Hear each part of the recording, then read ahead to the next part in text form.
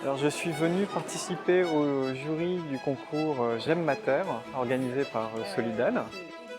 Je trouve que votre concours est extraordinaire dans le sens où il permet à des équipes d'handicapés de vraiment témoigner sur des sujets originaux. Landry a régulièrement fait appel à des travailleurs des ESAT locales pour nous aider dans le jardin. Donc je suis sensible à cette thématique et à cette question depuis quelques années. J'ai découvert en fait en quoi le travail agricole peut également changer le regard sur les personnes en situation de handicap.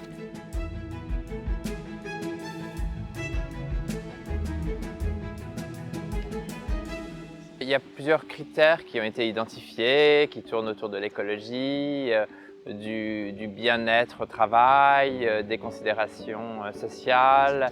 On a des discussions qui vont au-delà de la grille de notation pour aboutir à sélectionner les 3 plus beaux projets parmi un nombre non négligeable, mais chacun ont leur qualité. Donc il y a, je pense, un peu de subjectivité dans ces choix.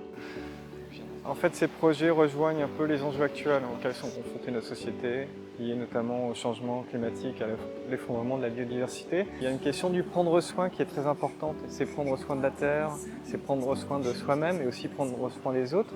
Et ça, on le trouve de manière différente et très contrastée dans tous les projets qui sont présentés.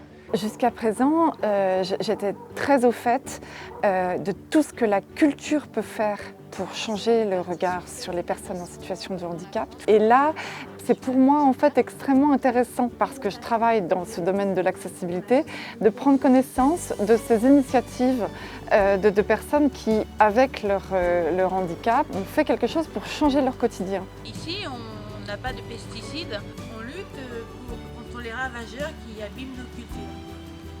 Ce qui est intéressant, c'est que ces personnes handicapées parlent avec leurs mots, avec leur regard, ce qui nous permet, nous aussi, de se réinterroger sur nos certitudes, notre implication.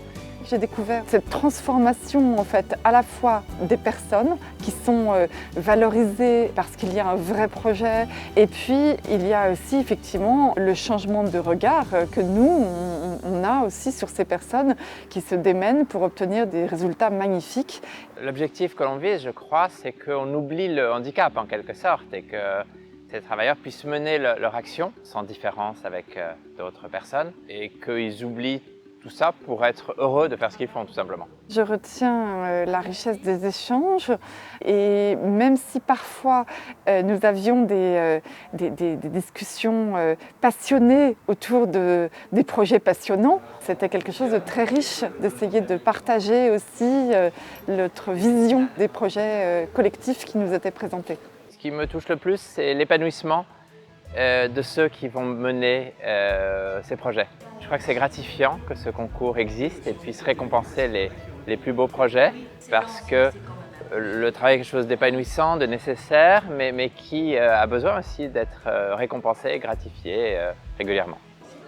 Ce que j'ai bien aimé, c'est que les choses sont présentées de manière très simple. Il n'y a pas d'enrobage, quoi. C'est une belle leçon de vie, chacun avance à sa manière. Petit à petit, pour mieux vivre ensemble et mieux vivre avec la terre.